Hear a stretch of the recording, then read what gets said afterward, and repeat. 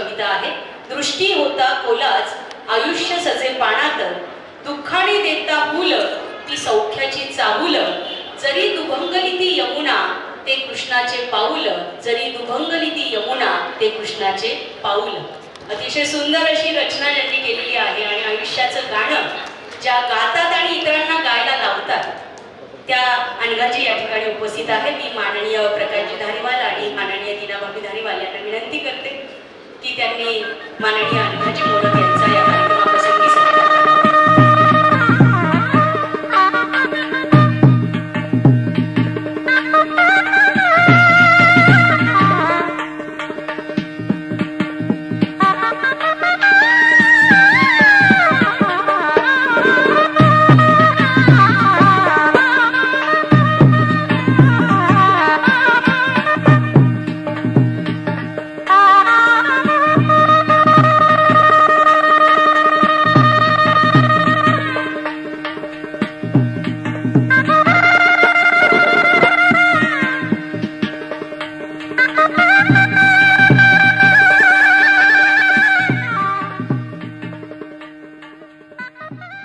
सगळ्यांनी ऐकला. आणि आता आपण त्यांना त्या स्वतः संवाद साधणार आहे आणि आपण त्यांना ऐकणार आहोत जगण्याचं गाणं होताना.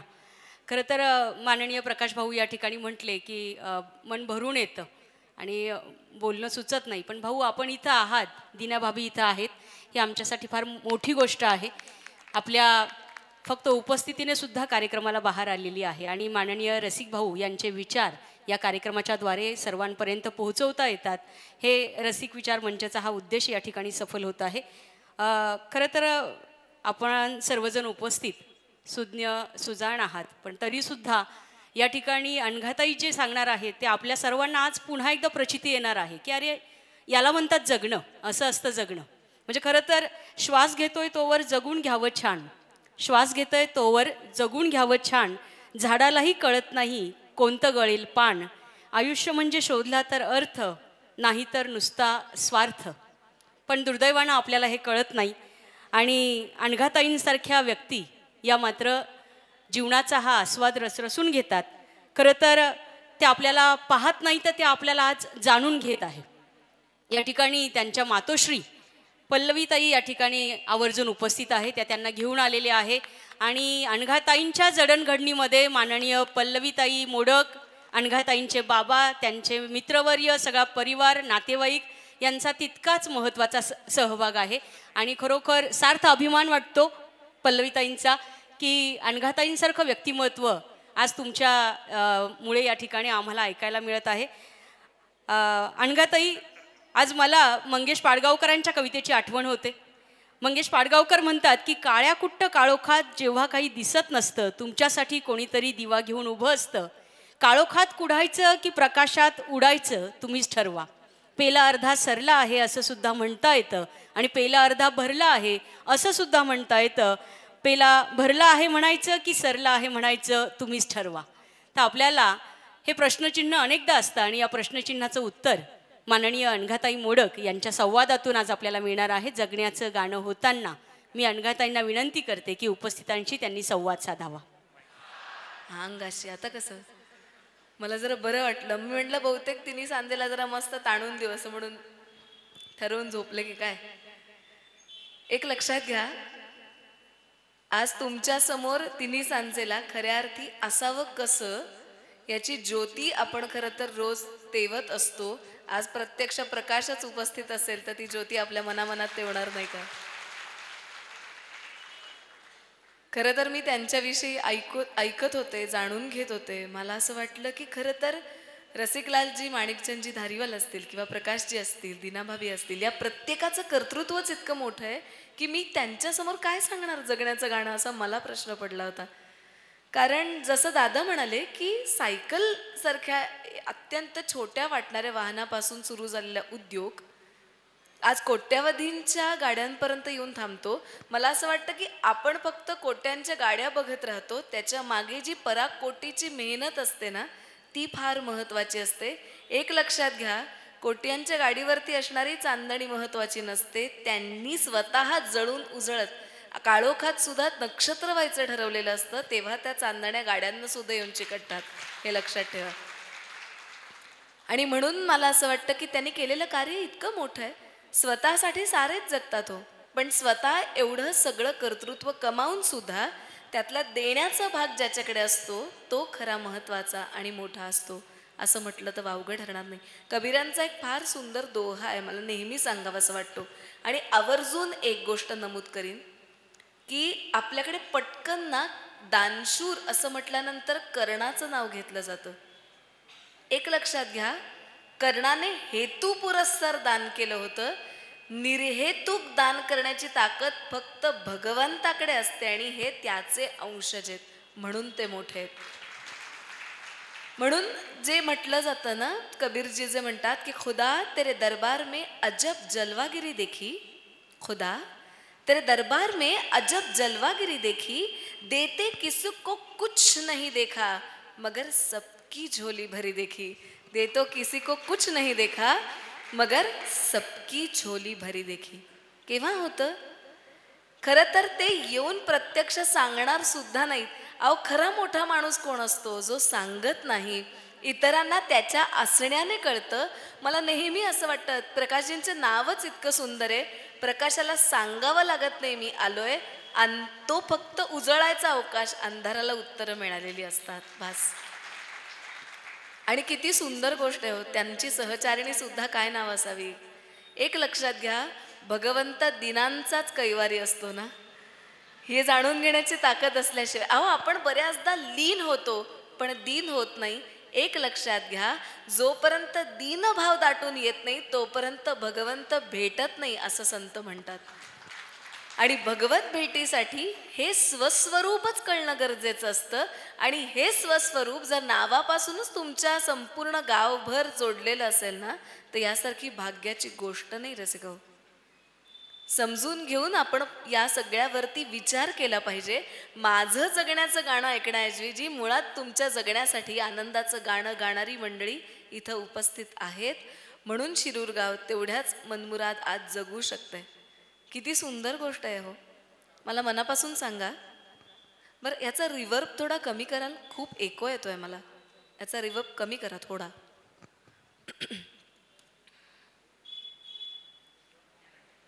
थँक्यू. हॅलो हॅलो हॅलो, हां बस. अहो, एको कसला आला पाहिजे? स्वतःच्या सोहंकाराचा आला पाहिजे. मी काय म्हणते याचं फार ऐकू येण्याची गरज नाही आहे. मूळ मुद्दा असा आहे, मी सांगत असं होते की आपण सगळ्या जेव्हा विचार करतो त्यावेळेला कालच सगळेजण म्हणत होते की पालखी तुमच्याकडे खरं तर गावात मिरवली जाते. मी मनात विचार करत होते की किती सुंदर गोष्ट आहे. आपण प्रत्येक जण पाठीवरती कुठलं ना कुठले तरी बॅग घेऊन फिरत असतो, बरोबर आहे? हो. पालखी सुद्धा खांद्यावरच असते आणि घेतलेलं ओझं सुद्धा खांद्यावरच असतं. एक लक्षात घ्या, फरक एवढाच असतो की आपण घेतलेल्या पाठीवरचं ओझं आपल्याला वजन वाटतं आणि पालखी जेव्हा येते तेव्हा आनंदानं ती मिरवावीशी वाटते. आयुष्याचं तसंच आहे लेखो. तुम्ही आयुष्य बघत असताना दुःखाचं ओझंच घेतलं तर तुम्ही फक्त वाकणारच. आणि जर तुम्ही आयुष्याचं संपूर्ण जीवन एखाद्या आनंदाची पालखी उचलतोय या अनुभवानं जर घ्यायला सुरुवात केली तर ते तुम्हाला जगवणारच. ह्या दोन्हीत फरक आहे. तुम्ही विचार करण्यासारखी गोष्ट आहे की आनंदाची पालखी मिरवायची का सतत दुःखांची ओझी पाठी घेत स्वतः वाकत वाकत शेवटी संपून जायचं. तुम्हाला विचार करताना याची जाणीव ठेवून पुढे जाण्याची गरज आहे. आणि हाच सगळा उलगडा इथे करण्यासाठी आली आहे. एक लक्षात घ्या, मी कुठलाही उपदेश करायला आले नाही, तुमच्याशी गप्पा मारायला आली आहे. तुम्ही सगळे माझ्यापेक्षा कदाचित जे मोठे आहेत ते अनुभवी असतील, जे लहान आहेत ते अजून अनुभवांच्या पातळीवर यायचे असतील. पण मला असं वाटतं की जे मी अनुभवलं त्याची गोष्ट सांगायला आली आहे. त्यातलं काय घ्यायचं हे तुम्ही ठरवायचं आहे. कारण ताईने मगाशीच सांगितलंय की सांगा कसं जगायचं, कणहत कणहत का गाणं म्हणत, तुम्हीच ठरवा. जोपर्यंत आपण ठरवत नाही ना तोपर्यंत कोणताही बदल होत नाही. हीच त्याची पहिली पायरी असते. आणि याची जाणीव करून देणारी गोष्ट मला तुम्हाला सांगायची. झालं होतं असं की मी ज्या महाविद्यालयात मुंबईत शिकते त्या महाविद्यालयामध्ये आत्महत्या या विषयावर खरं तर एक परिषद भरली होती. सायकोलॉजी असा जो विषय असतो, मानसशास्त्र, त्या विषयासाठीची ही परिषद होती. आणि या परिषदेत मला निमंत्रित केल्यावर मी माझ्या मॅमना प्रश्न विचारला होता की माझा काय संबंध आहे?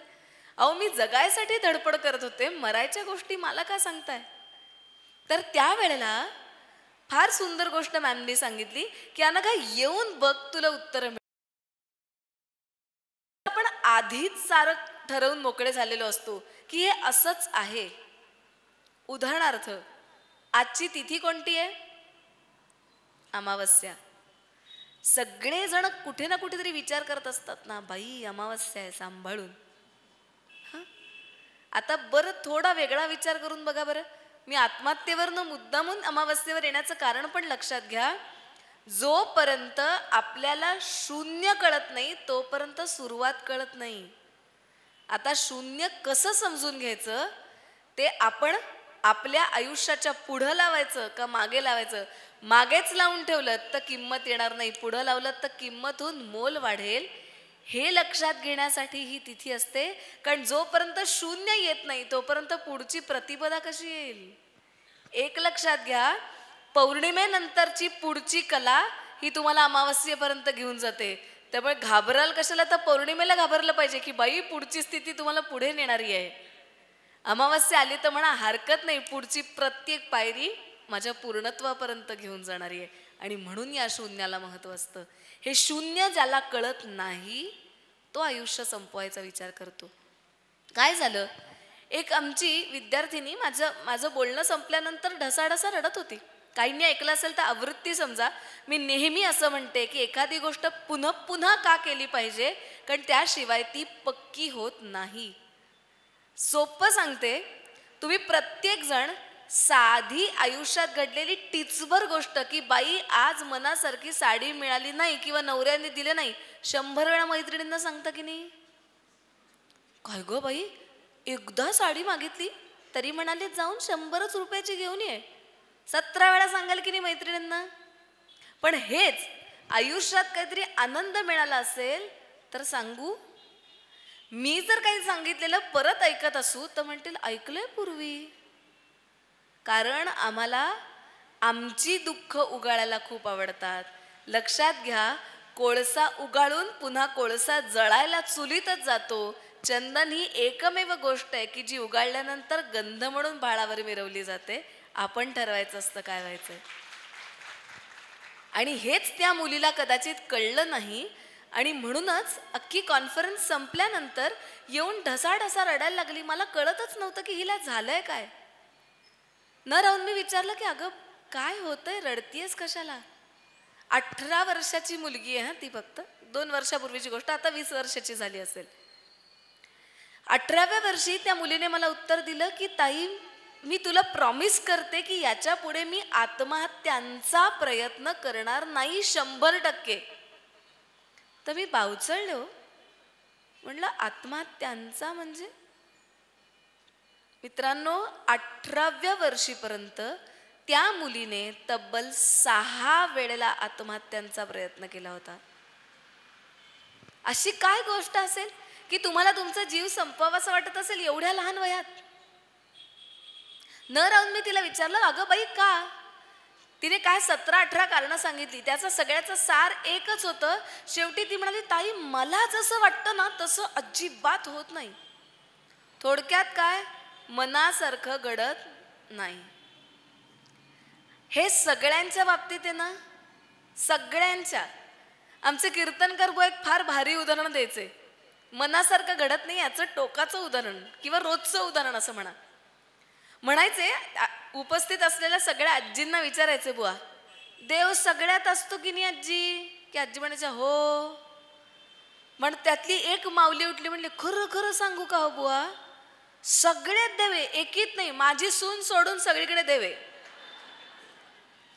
मग आजींना विचारलं सगळंच, म्हणलं खरं हो बुवा.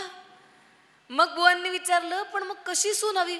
माझ्या मनासारखं करणारी हवी. होतं का नाही? बायको कशी हवी? माझ्या मनासारखं करणारी हवी. काय सगळे मित्र पुरुष मला सांगावं म्हणता की नाही? तरुण मुलं काय म्हणतात? गर्लफ्रेंड कशी हवी? आपल्याला जे पाहिजे ते करणारी हवी. आणि बरोबर स्त्रिया पण हेच विचार करतात, नवरा कसा हवा, माझा ऐकणारा हवा. थोडक्यात मनासारखं कुठेही जावो. मी तुम्हाला प्रापंचिक उदाहरण एवढ्याचसाठी दिली कारण हे आपण रोज करतो.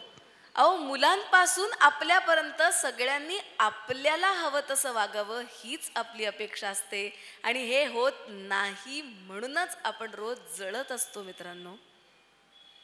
रोज रडत असतो, रोज काहीतरी घडत असतं.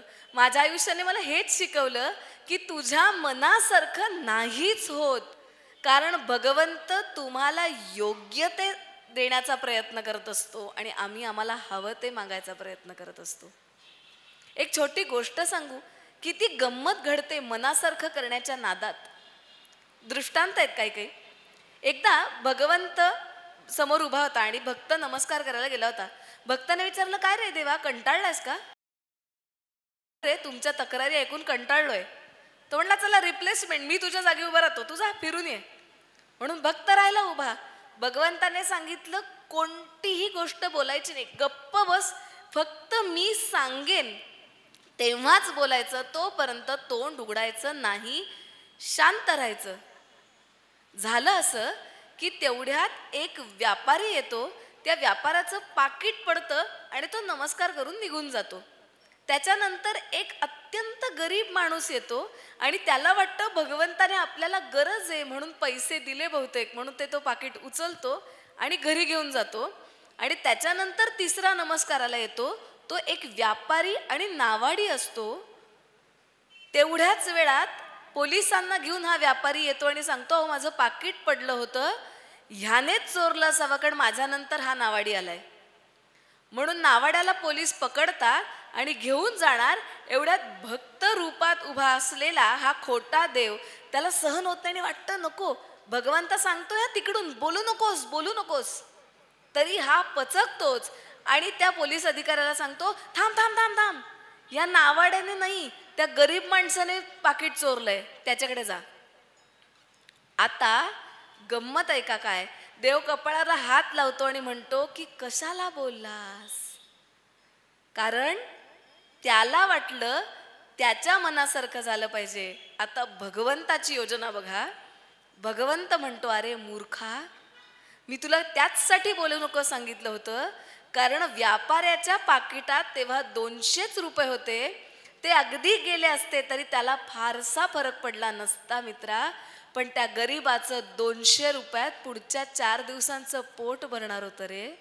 आणि नावाड्याला का सांगितलं होतं, त्याला पोलिसांनी पकडून नेलं तर आज तो जर समुद्रात प्रवास त्याने केला तर त्याच्या जीवाला धोका होऊन तो मरणार होता, म्हणून त्याला पोलिसांना पकडायला लावलं होतं. उद्या तो सुटलाच असता, तू गोंधळ घातलास. आज नावाडीही मेला, गरीबालाही काही मिळालं नाही आणि व्यापाऱ्याचे 200 रुपये मिळून 200 रुपये पोलिसाला चारायला लागले आणि तेही हातात आलं नाही.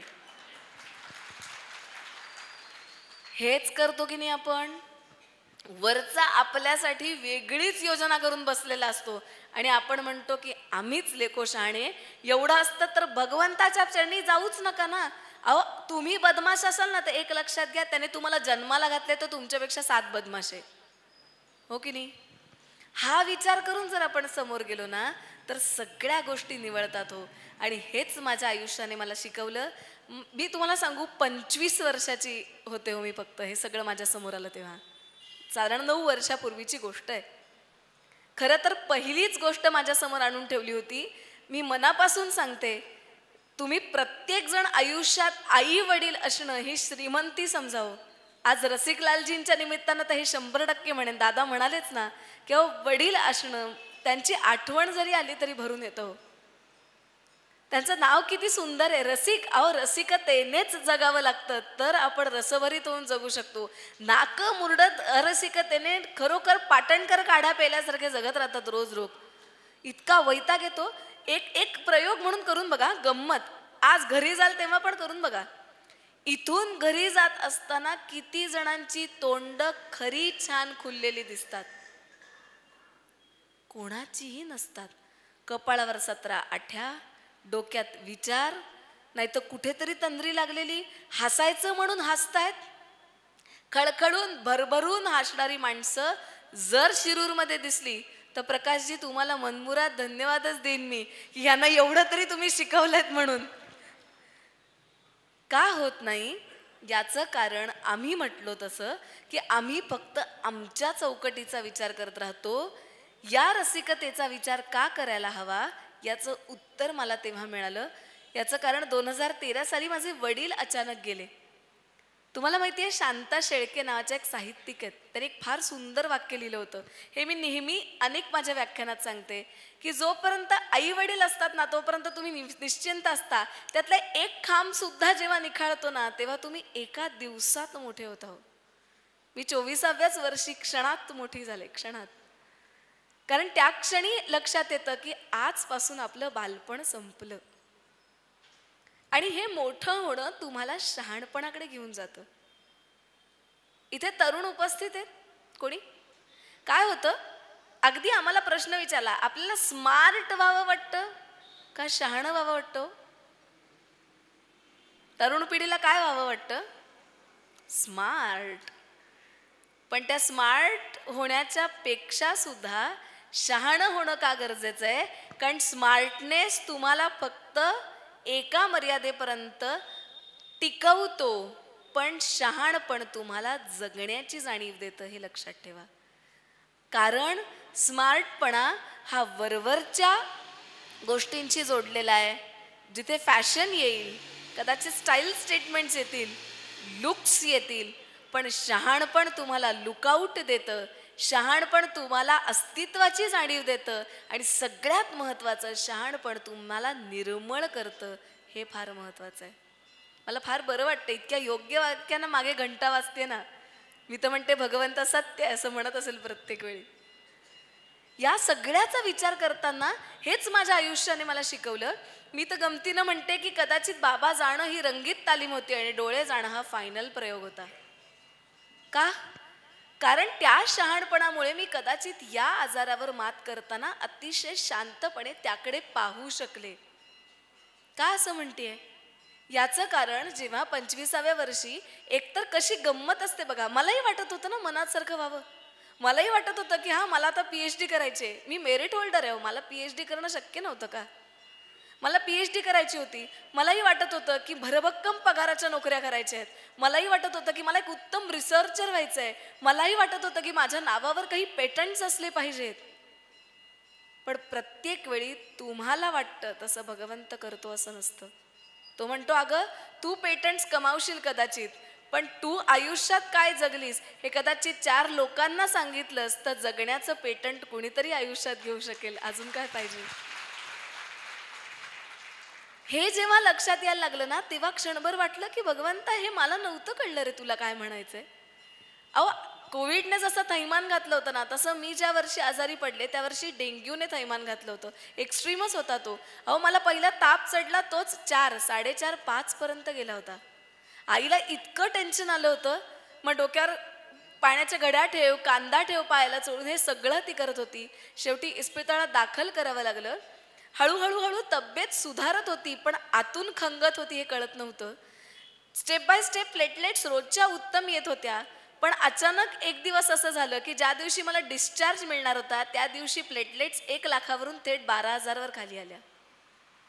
आणि डॉक्टरांचं म्हणणं असं पडलं की अरे हिला जगवायचं असेल तर प्लेटलेट्स चढवावे लागतील. त्या चढवल्या पण मला श्वास घ्यायला त्रास व्हायला लागला. ज्या दिवशी माझ्या आईचा वाढदिवस होता खरं तर त्या दिवशी मी खुश होते की चला मी आज घरी जाणार आहे. त्याच दिवशी खरं तर मी घराच्या उंबरठ्याऐवजी एक हॉस्पिटल बदलून ICUचा उंबरठा ओलांडला होता. त्या दिवशी प्रामाणिकपणे सांगते ते नाकाला जेव्हा ते ऑक्सिजन मास्क लावला होता ना त्या दिवशी पहिल्यांदा काही वाटलं असेल तर मला काही नको देवा फक्त श्वास घेण्याची ताकद दे. त्या दिवशी मी पहिली खरी श्रीमंत वाटले मला की अर्धा पाऊण तासच तो मास्क माझ्या तोंडावरती होता. स्टेबल झाल्यानंतर तो मास्क काढून टाकला गेला. त्या क्षणी वाटलं की श्रीमंती कुठल्या गोष्टीत असेल तर ती एकाच गोष्टीत आहे की मला माझा श्वास घेता येतोय आणि मला माझा श्वास सोडता येतोय. तुम्हाला गंमत सांगू एक आजोबांची फार सुंदर गोष्ट आली होती. साधारण काय 75-80 वर्षाचे असतील आजोबा. आजोबा इस्पितळात दाखल होते आणि इस्पितळात त्यांना हृदयविकाराचा झटका त्यांना आल्यामुळे त्यांचे ऑपरेशन बायपास त्यांची केली गेली. आजोबा बरे झाले आणि त्या दिवशी डॉक्टर भेटायला आले आणि त्यांनी शेक हँड करून विचारलं, काय आजोबा ठणठणीत ना? म्हणाले मस्त. चला आज डिस्चार्ज. तर ते म्हणाले हो का, बरं डॉक्टर मला बिल सांगाल का हो? तर बिल सांगायच्या वेळेला डॉक्टरांना बिल काय साधारण 13-14 लाख रुपये सांगितलं. अहो ते 14 लाख रुपये सांगता क्षणी आजोबांच्या डोळ्यात पाणी आलं. चौकट बघा कशी असते आपली बघण्याची, अशीच असते आपली पण. डॉक्टर म्हणाले सॉरी आजोबा, काही प्रॉब्लेम आहे पैशाचा? काळजी नका करू, मी माझं जे काय असेल ते मी बिल कमी करतो, मी कन्सेशन देतो. चलो राऊंड फिगर, आपण 10 किंवा 11 लाख रुपये देऊ शकाल? आजोबा हसले आणि त्याला म्हणाले, लेका तुला 20 लाख पण मी देऊ शकतो. डॉक्टरला असा राग आला. डॉक्टर म्हणला चेष्टा करताय आजोबा माझी? मग डोळ्यात पाणी का आलं? आजोबा म्हणाले एकाच कारणास्तव आलं रे. 78 वर्ष ज्या भगवंतानं माझं काळीज सांभाळलं त्याने छदाम दमडी सुद्धा घेतली नाही रे माझ्याकडून. त्या हृदयाला, त्या काळजाला माणसाचा स्पर्श झाला आणि ते ठोके मोजणारं पैशा रूपातलं हृदय झालं रे, म्हणून वाईट वाटलं. ह्या श्रीमंतीचा विचार आपण करू शकतो का हो? आम्ही ना पैसे मोजणारे व्यापारी आहोत, लक्षात ठेवा. पैस मोजणारा व्यापारी प्रकाशजींसारखा असतो, जो व्यापून टाकतो आपल्या सगळ्यांना. ते समोरच म्हणून म्हणत नाही. एक लक्षात घ्या, दीपस्तंभ फाउंडेशनसाठी उठून 80 कोट्यांची मदत करणं सोपं नाहीये. किती छान आहे. मगाशी मी तोच विचार करत होते. आमचा दीपस्तंभ म्हणजे आमचा गेल्याला यजुर्वेंद्र दादा तुमच्याकडे आला होता, मी त्याला यजुदादा म्हणते प्रेमानं. दीपस्तंभशी मी जोडले म्हणून मला इतका आनंद झाला. प्रकाश दादा मनापासून सांगते हो, दीपस्तंभ जिवंत राहण्यासाठी आणि तो आहे याचं अस्तित्व कळण्यासाठी ज्योतीनं प्रकाशावंच लागतं, त्याच्याशिवाय पर्याय नसतो. आणि मी किती छान गोष्ट आहे हो, मला आमंत्रित कोणी केलंय, मी अख्ख्या जगण्याची गोष्ट सांगतेय. मगाचपासून डोळे नाहीत म्हणताय म्हणून अंधार इमॅजिन करताय. अहो मला सांगा, मला आमंत्रित करणारा प्रकाश असेल तर अंधार शिल्लक राहील काय? किती छान. आणि आज फक्त ते समोरच म्हणून नाही, मला नेहमी असं, आणि मी तुम्हाला गंमत म्हणून नाही सांगते, ही योजना आहे भगवंताची. मला कितीतरी वेळा आमंत्रित केलं जातं ना, त्या प्रत्येक मंचावरती कोणीतरी एक प्रकाश असतो. ही काय योजना आहे हो? आज तर प्रमुखच प्रकाश आहेत, म्हणून फार हेवा वाटतो त्या भगवंताचा, खरं सांगते. आणि हा सगळा विचार करताना मला आयुष्यानं हेच शिकवलं. मी आजोबांचं उदाहरण यासाठी देत होते की श्वास जेव्हा तुम्हाला कळतो ना, आणि तो ध्यासासारखा जगवावा लागतो. आणि त्यात दुसरी जाणीव कोणती दिली, यात माझ्या आईचं आणि माझ्या कुटुंबियांचं, माझ्या गुरुवर्यांचं 110% क्रेडिट आहे. मी जवळपास 20 दिवस ICUत होते. एकही माणूस असा नव्हता की जो माझ्या समोर येऊन मला त्याने प्रश्न विचारले, अनघा पुढे डोळ्यांचं काय होणार? एकही. आई माझ्या समोर एकदाही रडली नाही, एकदाही. ती येऊन फक्त हसत हसत माझ्या समोर उभी राहायची. तसाच माझा भाऊ, तसेच माझे मित्रमैत्रिणी. हे मला माहिती होतं की बाहेर जाऊन त्यांच्या, म्हणजे माझ्या समोर कदाचित त्यांच्या डोळ्यात पाणी असेल, पण एकदाही त्यांनी दाखवलं नाही. ही खरी श्रीमंती असते. अहो हसणं दुसरं काय असतं? एक तुम्हाला सांगू, इतका सुंदर शेर आहे. एकदा एका व्यापाऱ्याला विचारलं होतं की तुम क्या बेचते हो भाई? तर तो हसून म्हणाला, नफरत के बाजार में मैं मेरी हंसी बेचता हूं, बस उतना ही काफी है. हे हसणं फार सुंदर असलं पाहिजे हो. कारण हे माझ्या आईने ठरवल्यामुळे मुळात मी प्रत्येक टप्प्यावर अधिक अधिक अधिक अधिक बरी होत गेले आहो टप्प्याटप्प्याने. माझ्या प्रत्येक सगळ्यांचे स्लॉट ठरलेले होते. सकाळी माझी योगा करणारी मावशी यायची, ती मला वेगवेगळे व्यायाम सांगायची ICUत. पुढे येणारी माझी मावशी मला वेगवेगळ्या प्रकारची वाचनं, पुस्तकं घेऊन यायची, छान छान कोट सांगायची. माझे मित्रमैत्रिणी माझ्याशी गप्पा मारायचे, मस्ती करायचे. सुदैव होतं माझं की ICUत मला थोडी स्पेशल परमिशन मिळाली होती. या सगळ्यामध्ये एक गोष्ट लक्षात घ्या, तुमची नकारात्मकता घालवायसाठी तुमच्या आजूबाजूची परिस्थिती फार महत्त्वाची असते. आपल्याकडे हे रूपक सांगितलं जातं की नाही, ज्योत तेवत असते, ती फडफडायला लागली की आपण झटकन येऊन बाजूला 2 ओंजळी धरतो. ज्योत तर जिवंत राहतेच, पण आपली ओंजळ प्रकाशाने भरते. तसं आहे की मला सकारात्मकता या सगळ्यांनी दिलीच, पण त्याबरोबर हे सारे सकारात्मक झाले. मला एकदाही कोणी सांगितलं नाही की अनघा तू का अशा पद्धतीने वागतीयस, जगतीयस. अशा प्रकारची परिस्थिती तुमच्या आजूबाजूला असेल तर तुम्ही तसं वागायला शिका. साधा विचार करून बघा, तुमच्या कोणत्या मैत्रिणीला किंवा मित्राला जरा काहीतरी दुखापत झाली असेल, आजार झाला असेल, तर आपण काय करतो? जाऊन बरी आहेस का हे विचारण्याच्या ऐवजी सांगतो, अगं बाई माझ्या पण 4 जणांना ताप आलाय ग. किंवा उलट, कोणीतरी हॉस्पिटलमध्ये दाखल झाला असेल तर त्याला बरं करण्याच्या ऐवजी नको तीच उदाहरणं आपण देतो. थांबा ना, नका सांगू अशी उदाहरणं त्यांना. कारण त्याच्यातनं त्यांना पुढच्या वाटा मोकळ्या करण्यासाठी आजारातला सुद्धा काढू नका, खळखळून हसवा हो. अहो, हास्य जत्रा नुसती बघून उपयोग नसतो. त्यातलं एक पात्र आपण होऊ शकलो तर सगळ्यांच्या पर्यंत ही हास्याची जत्रा आपण पोहोचवू शकतो. हे आपण ठरवू शकतोय का? तर ते ठरवत नाही. मग या गोष्टी माझ्या समोर कशा कशा उलगडत गेल्या. किती छोटे छोटे छोटे छोटे प्रसंग मला जगवायला कारणीभूत ठरलेले आहेत. टप्प्याटप्प्यावर किती सुंदर गोष्ट आहे हो. मी तुम्हाला सांगू, कितीतरी वेळेला मी आपटते. कारण की अगदी पहिल्यांदा हे जास्त व्हायचं, आता होत नाही, पण बऱ्याचदा असं व्हायचं. त्यावेळेला भिंतीवर आपटायचे किंवा दरवाजावर आपटायचे. माझ्या एका अंध मैत्रिणीने खूप छान सांगितलं की अनघा तू तुझं घर तुझ्या जजमेंट्सनी बघतीयस. तू तुझं घर आतून बघायला सुरुवात कर, ते तुला आपोआप मदत करेल. खरं सांगते, त्याच्यानंतर कितीतरी वेळेला भिंत समोर यायच्या आत माझा पाय पुढे आलेला असायचा आणि मी थांबलेले असायचे. कित्येकदा आज सुद्धा माझे अवयव मला मदत करतात. हीच सगळ्यात महत्वाची गोष्ट असते. एक लक्षात घ्या, आपलं शरीर फार शहाणं आहे हो. माझे डोळे गेल्यानंतर माझे कान आणि माझे सगळे अवयव डोळे म्हणून काम करतात. ते कधीही म्हणत नाहीत की तुला डोळे नाहीये. समाजाचा प्रॉब्लेम हा आहे की समाज माझे डोळे नाही हे बघतो आणि माझं शरीर डोळे आहे हे बघतं. हा फरक आहे. कारण शरीराला माहितीये की तुम्ही आत्ता काम करत नाहीयेत ना. हात म्हणतं मी तुझे डोळे होईन, कान म्हणतं मी तुझे डोळे होईन, मी तुला सगळं दाखवतो. आणि हेच माझे कुटुंबीय करतात. माझे मित्रमैत्रिणी, माझे कुटुंबीय, माझे गुरुवर्य म्हणाले आम्ही तुझी दृष्टी हो. समाज इतका प्रामाणिक परिपक्व नसतो.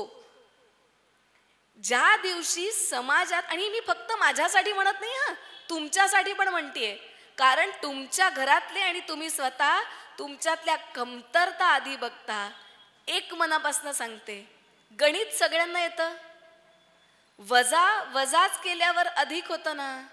मायनस मायनस प्लस हे गणित असेल ना, तर तुमच्या कमतरता आहेत हेच कमी करून टाका. मायनस पुढे मायनस जोड, आयुष्य प्लस आहे हे नक्की कळेल. हे का कळत नाही? याचं कारण आम्ही आमच्यातल्या कमतरता पाहत राहतो, न्याहाळत राहतो. आमच्याकडे त्याच्या कितीतरी पट भगवंताने दिले ते पाहत नाही. जे शरीराला कळतं ना ते माणसाला कळत नाही हो. हे समजून घेण्याची कपॅसिटी आपल्यात असते का? हो, 100% असते. छोटे छोटे छोटे दृष्टांत देत तुमच्यापर्यंत जाते. एक गमतीशीर गोष्ट सांगते. गमतीशीर म्हणण्यापेक्षा एक फार छान गोष्ट आहे. एकदा एका व्यापारी आणि त्याच्या घरी काम करणारा एक नोकर यांच्यातली गोष्ट आहे. त्या नोकराला त्यांनी टास्क दिला होता.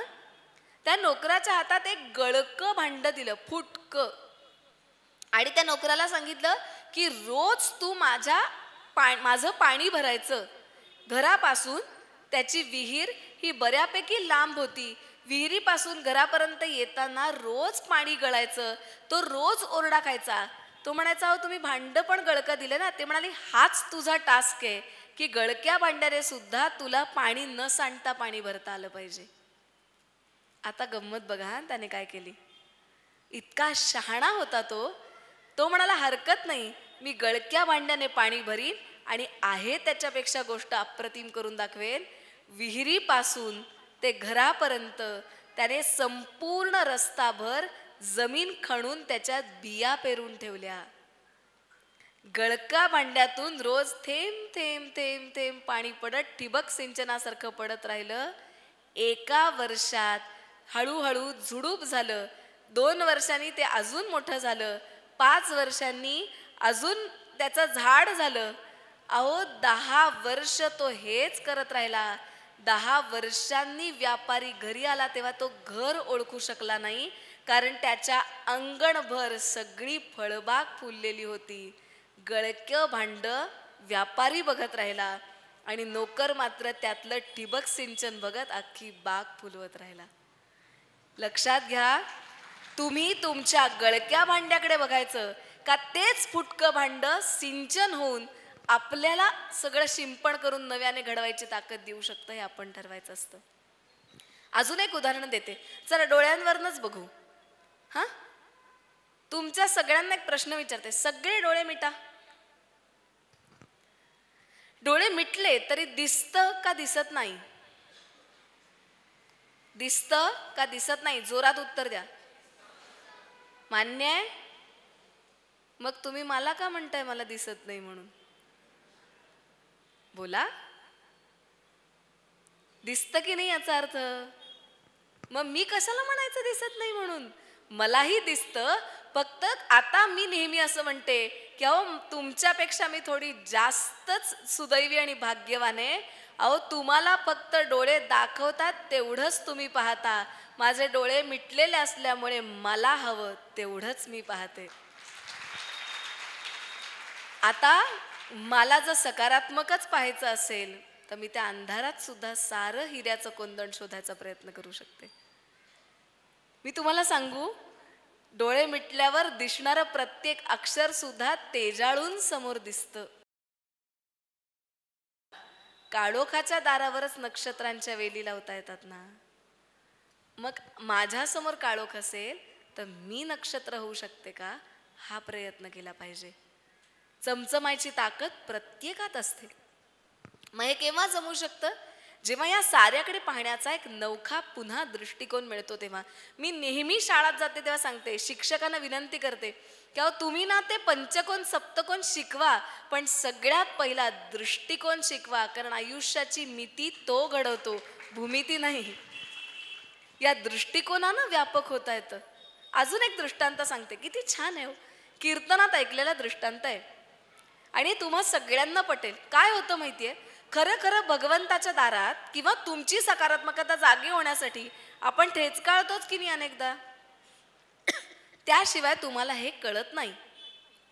होतं काय, एकदा कीर्तनकार बुवा एका घरी गेलेले असतात. पोट्ट कॅरम खेळत असतं. कॅरमची चौकट छान मांडलेली असते, सगळे अशा सोंगट्या लावलेल्या असतात, स्ट्रायकर असतो आणि तो 1 स्ट्रोक स्ट्रायकर खेळत असतो. सट सट सट सट सट सगळ्या सोंगट्या आत जातात. आता क्वीन आत जाते, पण कवर मिळतं का हो? अहो आयुष्यात कवर मिळताना मारामार. अहो कॅरमचं सोडा, जगातलं पण कवर मिळत नाही हो आम्हाला. काय होतं आता गंमत बघा. हा, झालं असं की ते कवर अडनिड्या ठिकाणी होतं.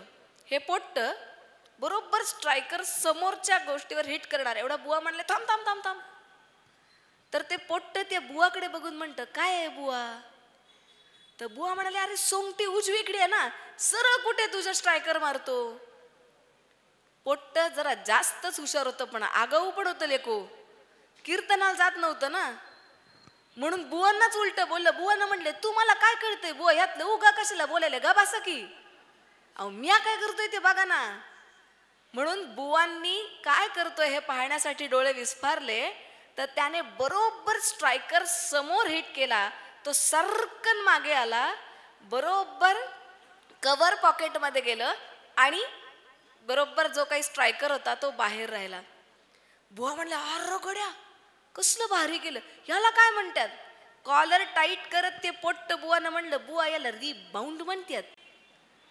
तर ते म्हणलं अंगाशी, आणि क्षणभर थांबून एकदम त्याला टाळी देत म्हणलं, अरे अरे याचं दृष्टांत आहे का, उद्याच्या कीर्तनात सांगतो. तर ते पोट्ट म्हणलं, येड आहे का काय बुवा? ओ कॅरम मध्ये कसला दृष्टांत? मी इथं सोंगट्या खेळायला आणि तुम्ही म्हणलं दृष्टांत आहे, ही तर कीर्तन करणार का काय? पण म्हणजे कीर्तनकार बुवांनी जे सांगितलं ना ते विलक्षण आहे. कीर्तनकार बुवा म्हणाले, लेका ऐक तरी एकदा. पोट्ट ऐकायला बसलं आणि पोट्ट म्हणलं, सांगा बुवा. बुवा म्हणले, मला मनापासनं सांग रे. अरे आयुष्याची बी चौकटच असते आणि माणसं बी सोंगट्यांसारखेच असतात लेका. नियती नावाचा स्ट्रायकर खेळवतच राहते रे आपल्याला अनेकदा. अरे सुख नावाच्या क्वीन माग माणूस नुसता पळतोय पळतोय पळतोय. अरे कवर गावना आणि त्या कवरच्या नादात स्ट्रायकर जातोय आत आणि पुन्हा सगळ्या सोंगट्या येतात बाहेर. आपण खेळत राहतो बघ आयुष्याचं जन्म मृत्यू. आता पुढे त्यांनी काय मांडलं, त्यावर बुवा म्हणले, लेका सुख नावाला कोण आत गेलं पाहिजे रे, तेव्हा ते शाश्वत होईल. मग ते म्हणाले, अरे नियती कधीतरी आपटवती आपल्याला धडकन आणि जी माणसं भाग्यवान असतात तीच योग्य जागी माग परत येतात आणि त्यानंतर कवर पॉकेटमध्ये जातंय. पूर्ण ऐका आणि मग टाळ्या वाजवा. हेच आपलं होतं आयुष्यात. आधीच टाळी वाजून मोकळे होतो, सिग्नल लागायच्या आधीच गाडी धावते आणि मग पनिशमेंट होऊन फाईन बसते बघा, गुगलवर येते मग. अहो त्यावर बुवा असं म्हणाले, लेको सुख नावाची क्वीन जरी मिळाली तरी भगवंत नावाचं कवर पॉकेटमध्ये जावं लागतं, तेव्हा डाव जिंकता येतोय.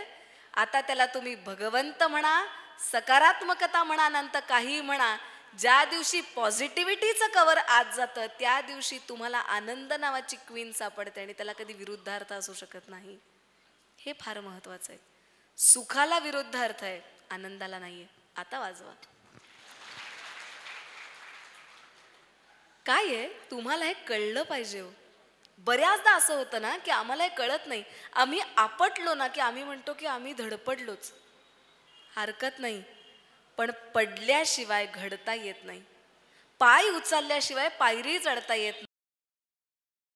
लक्षात घ्या.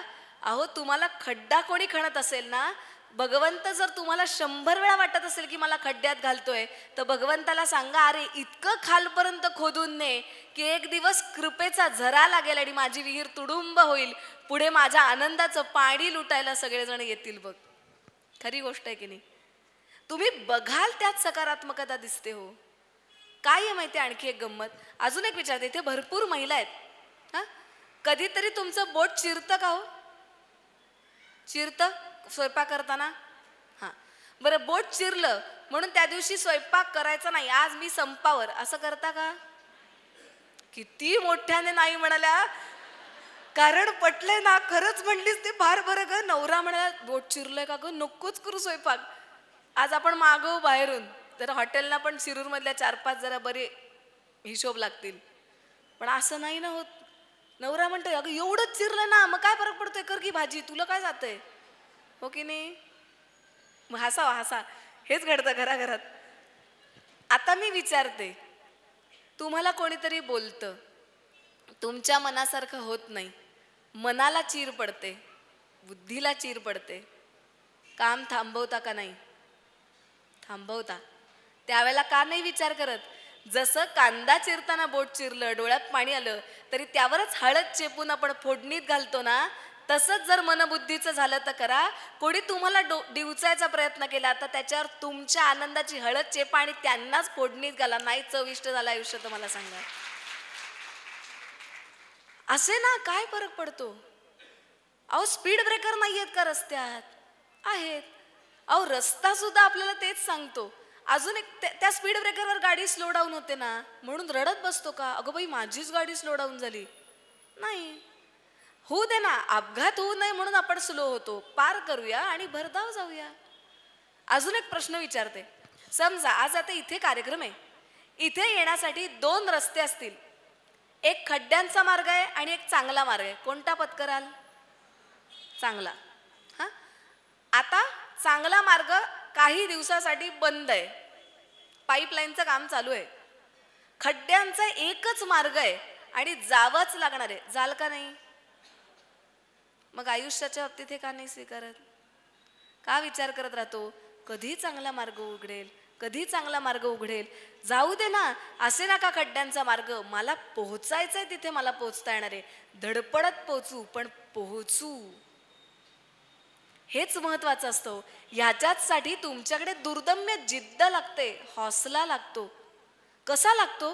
तुम्ही म्हणाल तू काय सांगायला आहे बरं ग, मला काय किती किती कष्ट पडतात तुला काय माहिती, तू आपली मुंबईत बसून छान व्याख्यानं जोडतेस, तुझं काय? असं काही माझं म्हणणं नाही हो, गंमत करते. उदाहरण सांगते, माझं सोडा, मला प्रेरणा देणारी कितीतरी उदाहरणं माझ्या समोर आहेत ती सांगते. आणि मग तुमच्या सगळ्यांचं आवडीचं उदाहरण सांगते. इथे महिला वर्ग जास्त आहेत म्हणून आज महिला राजा, पुरुषांनी मला क्षमा करावी बरं. त्यांच्याकडूनही आपण थोड्याशा गोष्टी घेऊया. होतं काय, मीनाक्षी निकम अशी 40गाव मधली आमची मैत्रीण आहे. कोणाला काय देऊ शकते ना एखादी जिद्द, हे त्याचं उदाहरण आहे. आणि काय दृष्टिकोनातनं जगता येतं. मीनाक्षी ताईला पोलिओ आहे, दोन्ही पायांनी तिला चालता येत नाही. मीनाक्षी ताई ज्या वेळेला चालू शकत नाही तिला असं खरंगटत जावं लागायचं. आणि परिस्थिती इतकी बेताची होती तिची, एकतर ती ज्या वेळेला खेळायला बाहेर पडायचा विचार करायची ना, तिला पळता यायचं नाही आणि सगळे मित्रमैत्रिणी पळायचे. तिला फार वाईट वाटायचं की बाबा मला पळता येत नाही. सगळे चिडवायचे, कसली मीनाक्षी तू अशी लंगडत चालतीस. वाईट वाटायचं तिला. तर त्या दिवशी तिच्या वडिलांनी सांगितलं, मीनाक्षी या सगळ्यांकडे पाठ फिरवून चित्र काढायला बस. तर तिला वाटलं असं काय. बाबा म्हणाले, ऐक माझं, सगळ्यांकडे पाठ फिरवून चित्र काढायला बस. 4 दिवस तसं बसल्यावर खेळणारी मुलं तिच्या भोवती गोळा झाली आणि म्हणाली, मीनाक्षी तू काय करतेस. आता गंमत बघा. हेच मीनाक्षीला तिच्या वडिलांनी सांगितलं, मीनाक्षी आयुष्यभर लक्षात ठेव की बोलणारे जर बोलत असतील तर त्याच्याकडे पाठ फिरवा आणि तुमच्या आनंदाचं चित्र काढायला सुरुवात करा. एक वेळ अशी येईल की बोलणाराच समाज तुमच्या आजूबाजूला येऊन उभा राहील आणि विचारेल, कसं काढलंस ग आनंदाचं चित्र, मला पण शिकव. आणि हे तुम्ही सारे करू शकता. हीच मीनाक्षी ताई, वडील गेले हो त्या मुलीचे, तिलाच शिकवणारे वडील, आणि इतकी ददात की एक वेळ जेवायची सुद्धा भ्रांत होती त्या पोरीची. एक एक रुपया कसा तरी कमवून शिवणकाम करायला शिकली. कारण त्यावेळेला शिक्षण परवडू शकत नव्हतं त्या मुलीला. पण मग तिला मी विचारलं होतं एकदा एबीपी माझावर, जेव्हा मी तिला विचारलं की ताई तुझी प्रेरणास्त्रोत कोण आहे तुझा, तर ती म्हणाली साप. तर मी म्हणलं काय. तर तिने उदाहरण सांगितलं. झालं असं, मीनाक्षीताई शेताडीत बसली होती आणि शेताडीत पाय पसरून बसले असताना साप आला आणि तिला उठून पळता येईना. तिने आजीला सांगितलं, आजी अगं साप आलाय. तर त्या वेळेला ती आजी ओरडून म्हणाली, मीनाक्षी बस की, तो काय करते, जनावर जात आहे पायावरून, गप्प बस की. तुम्ही काय केलं असतं, धूम ठोकली असती ना, किंवा मारलं तरी असतं. मीनाक्षी ताईला तसंच बसून राहावं लागलं. तिच्या पायावरून सर सर सर सर सर ते जनावर निघून गेलं. मीनाक्षी ताई म्हणाली, अनघा खरं सांगते ग, त्या दिवशी पहिल्यांदा हे जाणवलं की अरे मला पाय नाही ती गोष्ट सोडा, पण सापालाही पाय नाही, तोही माझ्यासारखाच सरपटतो. अरे मला तर हात तरी येत, त्याला हातही नाही, त्याला बोलताही येत नाही, त्याला बुद्धी आहे की नाही माहीत नाही, आणि तरी सुद्धा तो स्वतःचं अस्तित्व निर्माण करून दरारा निर्माण करू शकतो. ती सांगते, त्या दिवशी सापाने मला शिकवलं की मीही सरपटत असले तरी चालेल, पण मी असा दरारा निर्माण करेन की मी जाईन तिथे माझं नाव कमावलेलं असेल. आणि खोटं वाटेल मित्रांनो, मीनाक्षीताई इतकी फॅन्टॅस्टिक घडत गेली त्याच्यानंतर की 1 रुपयाची ददात असणारी मुलगी आज 20 दिव्यांग मुलींबरोबर स्वतःची फॅक्टरी चालवते. एवढंच नाही, स्वतःचा बंगला आहे, स्वतःची गाडी आहे, आणि 1 पुस्तक सुद्धा विकत घेताना भ्रांत असणाऱ्या मुलीची स्वतःची लायब्ररी आज. ही धमक आहे. का महत्वाचे वाटतात मला हे मी तुम्हाला सांगू. मी या प्रत्येकाकडे बघत शिकत असते हो मित्रांनो. कारण तुम्हाला असं वाटतं की मी आत्ता परवाची गोष्ट सांगते, परवा अगदी अक्षरशः गेल्या आठवड्यातली. आमच्याकडे मुंबईमध्ये ICT नावाचं एक मोठं कॉलेज आहे, रसायनशास्त्राचं कॉलेज आहे. त्याच्या डीनच्या पत्नी त्या मला सांगतात की अनघा मी तुझ्याकडून शिकले. त्या बाईला रोजचा जगण्याचा संघर्ष आहे, अनला पंडित असं त्यांचं नाव. मला त्यांचं बघितल्यावर वाटलं की अहो मला तर फक्त डोळेच नाहीयेत, अहो त्या बाईला रोज इतकी डिसेंट्री होते की ती बाई 80 किलोवरून 31 किलोवर येऊन थांबली होती. अहो त्या बाईला जेवण जात नाही, या कुशीवरून त्या कुशीवर वळताना पण त्रास व्हायचा. आज 31 वरून 47 किलोवर आल्यावर त्या किमान थोडं चालू शकतात. त्या म्हणाल्या, अनघा मी तुझ्याकडे बघून जगायला शिकले. म्हटलं काकू, माझा संघर्ष फक्त एका अवयवापुरता आहे, तुमचा अख्ख्या शरीराचा संघर्ष आहे, मी तुम्हाला काय शिकवणार.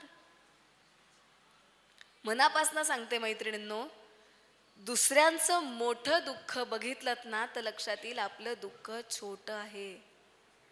आपलं दुर्दैव आहे ना की आम्ही विचार करतो की अगं बाई, आज हिने पैठणी घेतली, माझ्याकडे कधी येणार. आज हिने गाडी घेतली, माझ्याकडे कधी येणार. माझ्या 2च खोल्या आहेत, त्याच्या 4 खोल्या कधी होणार. या सगळ्या गोष्टीत आपण इतके अडकतो ना. मनापासून सांगते मैत्रिणींनो, एवढाच विचार करा की तुमच्याकडे नेसायला 2 साड्या तरी आहेत. मी अशीही माणसं बघितलेली आहेत, आजही बघते, की ज्यांना कोणी साडी दिली तर त्या नेसू शकतात. आज अशी अवस्था आहे की त्यांना कोणी जेवायला दिलं तर ते जेवू शकतात. घरकुल नावाच्या मी संस्थेत गेले होते. मनापासून सांगते, 58 गतिमंद मुली आहेत मैत्रिणींनो. त्या क्षणी वाटलं की अरे देवा, किती दयाळू आहेस तू, की तू माझे फक्त डोळे घालवलेस, ज्याच्याने माझं काम नाही थांबवलं. अहो त्या मुलींना बुद्धी आणि मनाचाच संघर्ष आहे की जगूच शकत नाहीत होत्या. आणि ती सुद्धा मुलगी जी बेडवरनं हलू शकत नाही. माझ्या अंगावर असा सरसरून काटा आला मित्रांनो आणि मैत्रिणींनो.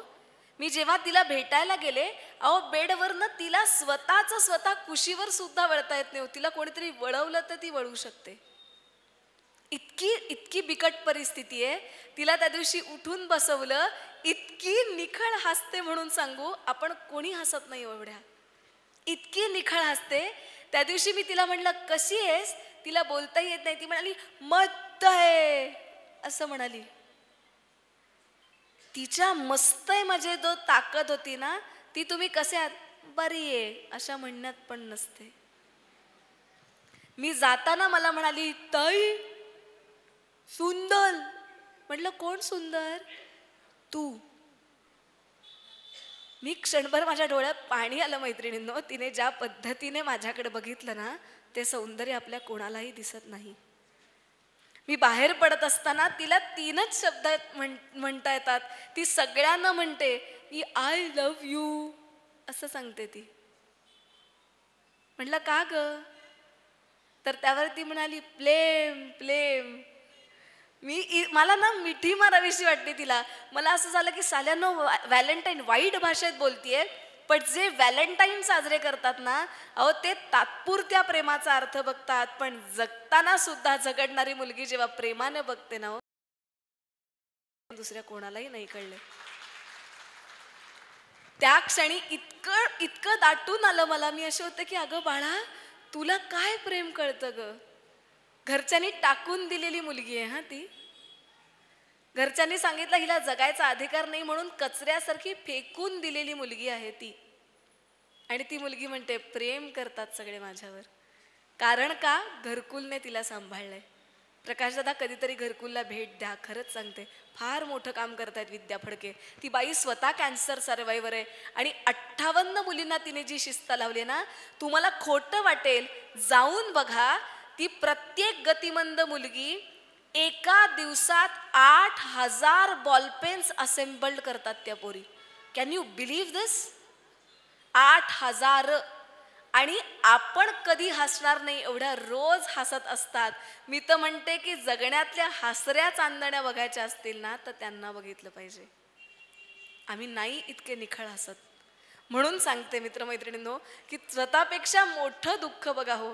तुम्हाला आवर्जून रोज हात जोडाल भगवंतासमोर की मी जेवढी आनंदी आहे, जेवढं भगवंता मला दिलंयस ना, तेवढं दुसरं कोणाला दिलं नाहीस रे.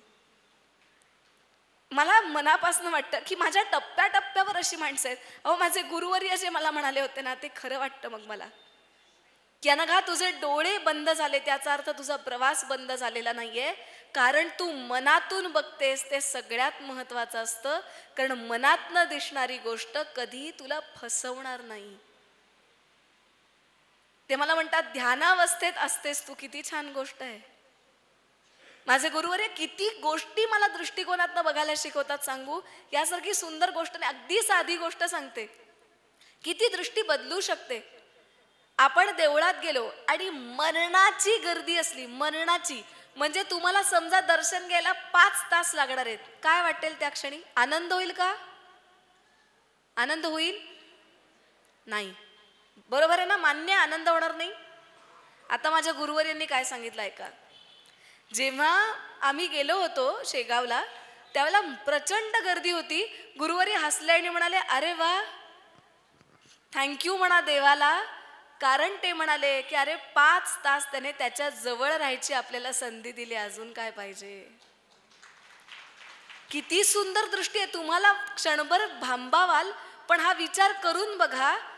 आता टेक्निकल भाषेत सांगते, मोबाईलचे टॉवर्स बघितलेत तुम्ही? मोबाईलच्या टॉवर्सच्या जवळ असल्यावर रेंज सगळ्यात जास्त असते की नाही? असते का नाही? मग मला सांगा, जर तुम्ही ज्या कुठल्या सशक्तीवर विश्वास ठेवत असाल, त्या टॉवरच्या रेंजमध्ये असाल, तर फुल रेंज आहे, कशाला म्हणता नाहीये म्हणून बऱ्याचदा जास्तच लांब जायचा प्रयत्न करतो आणि नंतर म्हणतो किती दुःख दिलंय रे, कारण तुझं नेटवर्क स्ट्रॉंग नसतं, कारण आम्ही आउट ऑफ कव्हरेज एरिया असतो. नसतो का? असतो. मोबाईलच्या भाषेत सांगितल्यावर आम्हाला फार पटकन कळतो, कारण आमच्याकडे हल्ली तेवढंच समजतं. आमचे कीर्तनकार बुवा म्हणायचे, हल्ली आमच्या घरी भांडणं होत नाहीत का? कारण आमच्याकडचे सगळे हल्ली ऑनलाईन असतात. मी मनापासून सांगते, ऑनलाईन राहा, पण तुमच्या पॉझिटिव्हिटीच्या ऑनलाईनमध्ये राहा. तुम्ही कनेक्टेड राहा, पण आनंदाची कनेक्टिव्हिटी कशी असेल याचा विचार करा, कारण ती महत्वाची असते. आणि आम्हाला का कळत नाही? गंमत सांगते. एक कोणतरी मुलगी आहे इथे, तरुण, बांगडी हातात असणारी, पटकन वरती आहे किंवा समोर उभी राहा.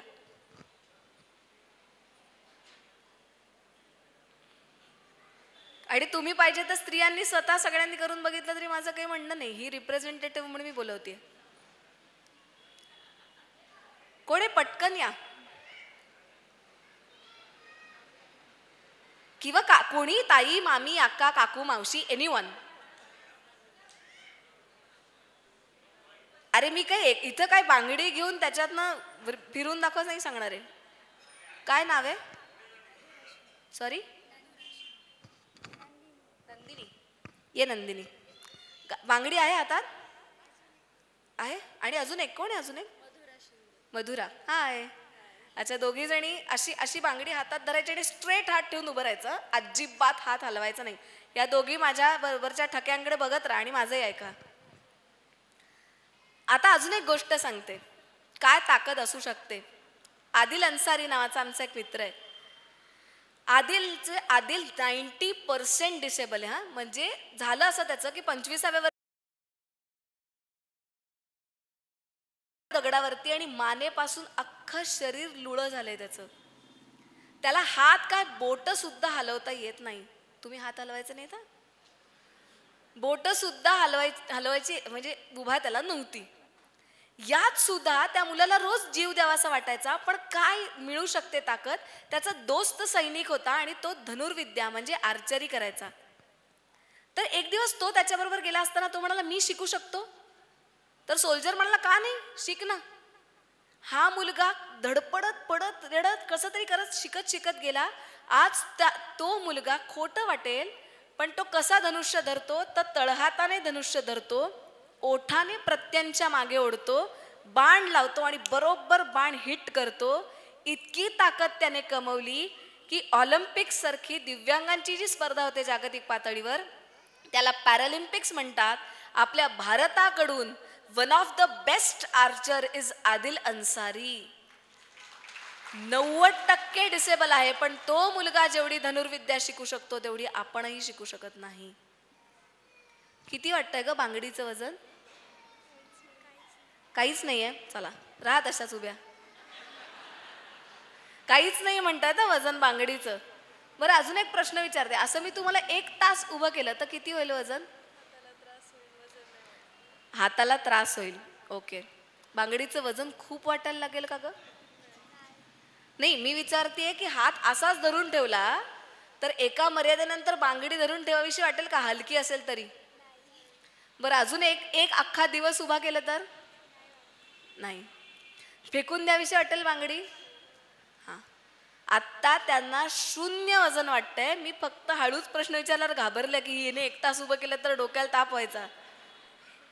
जा पळा.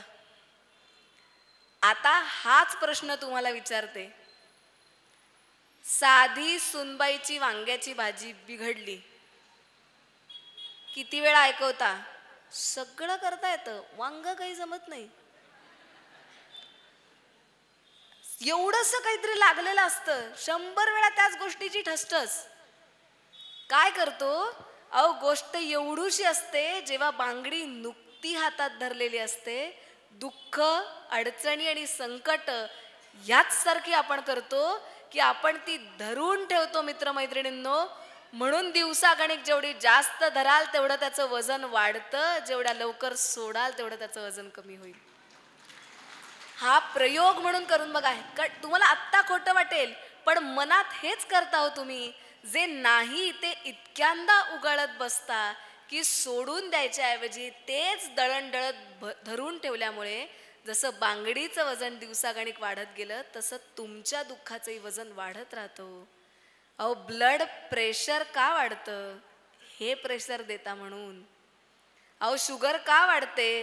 कारण आम्ही आनंदाचे गोडवे गायच्या ऐवजी इतकी दुःख गात बसतो की साखर म्हणते जरा मीच वाढते शरीरातली, म्हणजे तुझा तरी गोडवा वाढेल.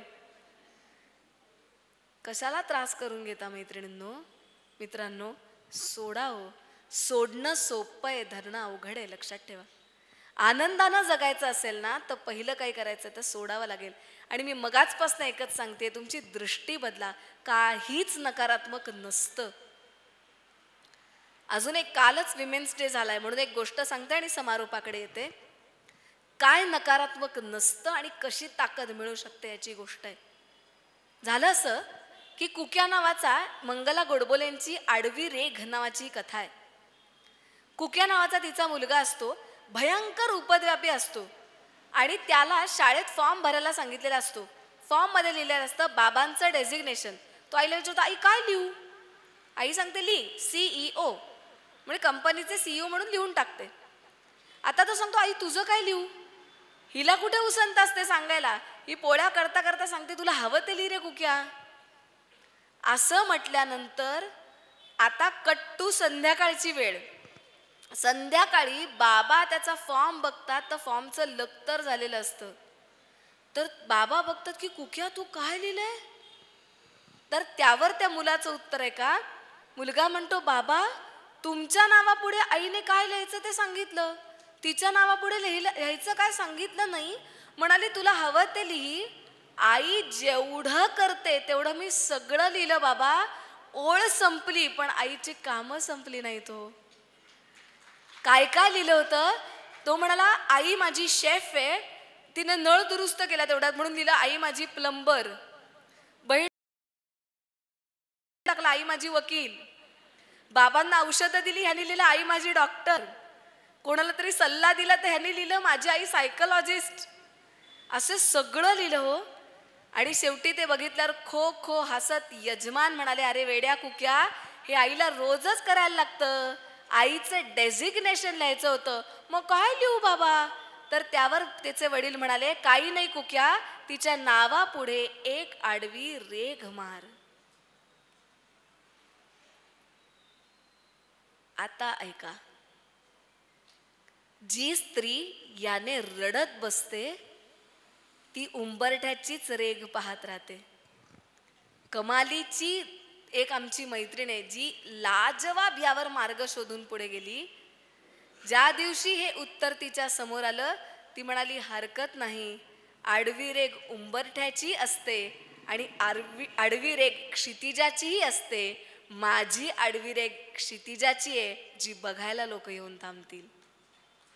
तिने हा व्यापक विचार केला आणि आज त्याच आडव्या रेघेतून इतका मोठा पसारा तिने उभा केलाय की प्रत्येक जण तिच्याकडे सारा उद्योग बघायला जातो. तुम्ही विचार करायचा आहे की आडवी रेघ फक्त कागदापुरती मर्यादित ठेवायची की तोच उंबरठा पार करून झेपावत पुढे जायचं. सकारात्मकतेने म्हणते हा, स्पर्धा ईर्षा म्हणून नाही. कारण ही काही स्त्री पुरुषातली स्पर्धा नाही, हे सारं पुरुषांनाही लागू आहे. ही फक्त काल विमेन्स डे होता किंवा जागतिक महिला दिन होता म्हणून मी हे सांगितलं. आणि एक लक्षात घ्या, महिला दिन म्हणजे एक दिवसापुरता नाही किंवा पुरुष दिन म्हणजे एक दिवसापुरता नाही. एकमेकांना सामावून घेत पुढे जाता येतं, त्याला जगण्याचं गाणं करता येतं. गाणं का म्हटलं हेही सांगते, कारण संगीत ही एकमेव गोष्ट अशी आहे की जी सुरात सूर मिसळल्याशिवाय आपल्याला ऐकता येत नाही. हा पहिला भाग. दुसरी गोष्ट, जर तुम्ही संगीताचा विचार केलात तर त्यातले राग असे असतात, त्यात 7 सूर असतात. हे सगळ्यांना मान्य आहे. पण आता गंमत सांगते, प्रत्येक रागात 7 सूर नसतात. काही रागात काही सूर नसतात, काही कोमल असतात, काही तीव्र असतात, पण प्रत्येक राग सुंदर असतो. गाणं जगण्याचं यासाठी मी म्हटलं की ज्या दिवशी तुमच्या हे लक्षात येईल की माझ्या 7 सुरांपैकी 2 सूर नाहीयेत, म्हणा माझा जगण्याचा राग वेगळा आहे. एखादा सूर तीव्र असेल तर म्हणा माझा जगण्याचा राग यमनसारखा आहे, सारळ पण एक धागा तीव्र आहे. आणि कोमल असेल तर संवेदनशीलतेने जगा, कारण संवेदनाच तुम्हाला जगायला आणि जगवायला शिकवतात.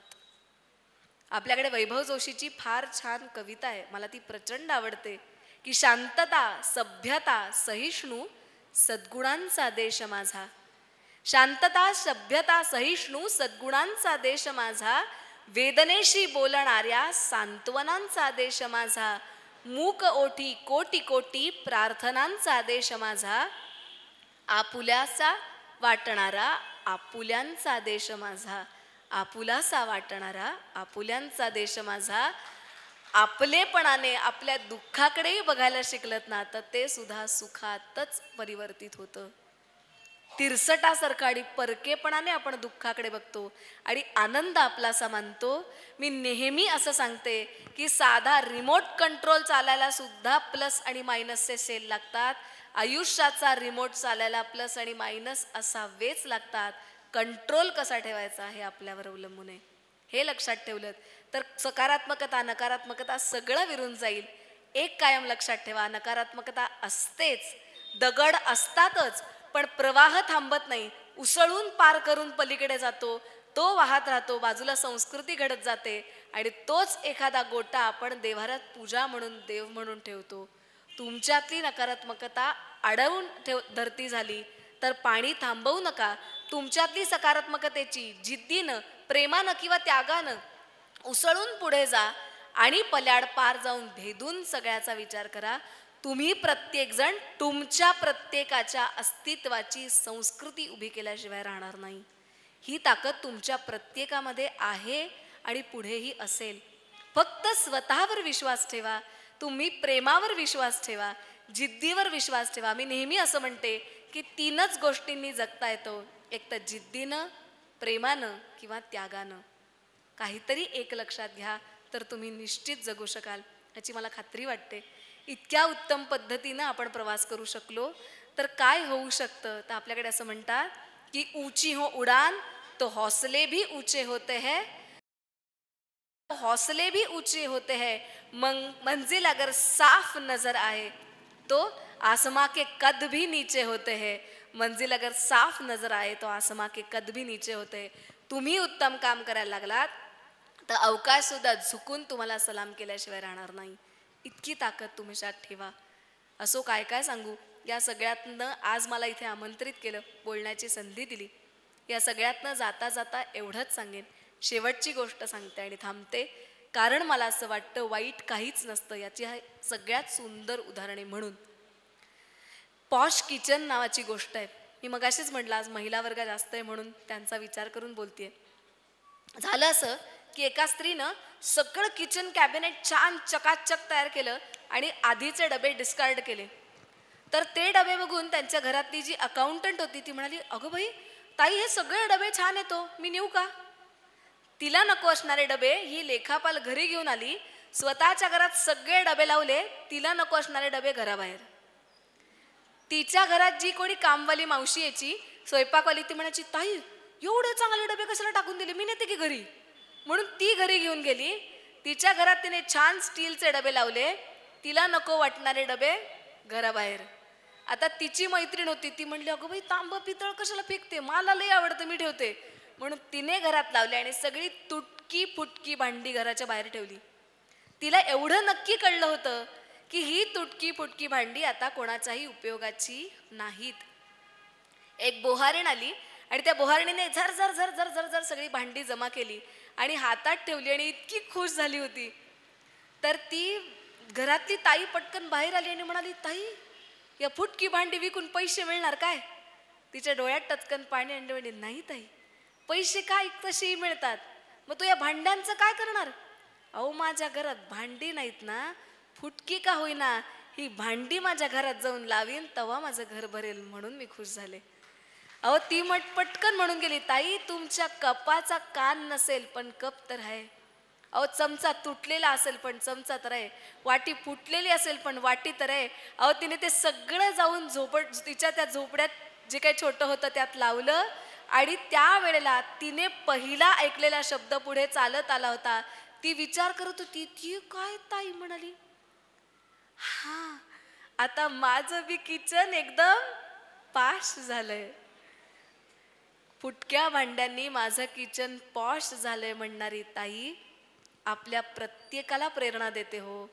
एक लक्षात घ्या, काहीतरी फुटलेलं असेल, मी नेहमी असं म्हणते की तुमच्या दृष्टीचा कॅलिडोस्कोप करा. कॅलिडोस्कोप म्हणजे अशी एक दुर्बीण असते बघा, जत्रेत मिळते, की काचांचे तुकडे तुकडे तुकडे फिरवत राहिले की नक्षी होते. मनापासनं सांगते, दुःख संकट अडचणी कोणीही तुमचा तुकडा पाडो, तुमची दृष्टी दुर्बिणीसारखा ठेवा की त्याची नक्षी झाल्याशिवाय राहणार नाही. तुम्हाला कोणी गाडायचा प्रयत्न केला तर बी व्हा, तुम्ही रुजल्याशिवाय राहणार नाही. तुम्हाला कोणी थपडवायचा प्रयत्न केला तर वाद्य व्हा, वाजल्याशिवाय राहणार नाही. तुम्हाला कोणी जाळायचा प्रयत्न केला तर वात व्हा, उजळल्याशिवाय राहणार नाही.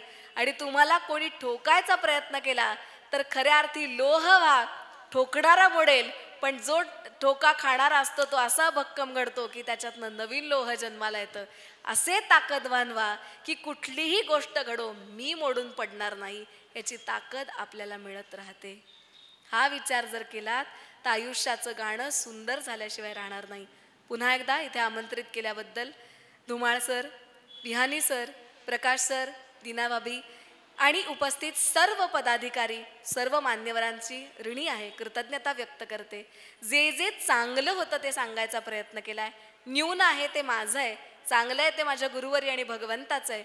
मनापासनं सांगते, जे नको वाटलं तो पाचोळा बाजूला करा आणि चांगलं वाटलं तेवढीच तुमची गागर या सागरातून भरून घ्या, एवढीच मनापासून प्रार्थना करून विरमते.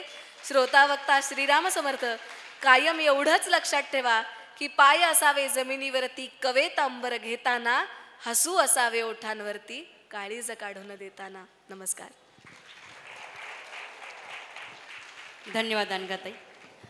रसिकांनी बसायचं. जगण्यावरती प्रेम कर, जग फार सुंदर आहे, औसेच्या काळोखातही नक्षत्रांचं झुंबर आहे, असं दत्ता हलसगीकर यांची कविता आहे. आणि हे नक्षत्रांचं झुंबर अनघाताईंनी आपल्यासमोर या ठिकाणी उलगडलं. बुलंद आवाज, काठोकाठ भरलेली सकारात्मकता, आत्मविश्वास आणि खऱ्या अर्थाने डोळस असणं म्हणजे काय असतं ते अनघाताईंकडे बघितल्यानंतर कळतं. फार वेगळी कहाणी, प्रेरक कहाणी आपण या ठिकाणी ऐकली.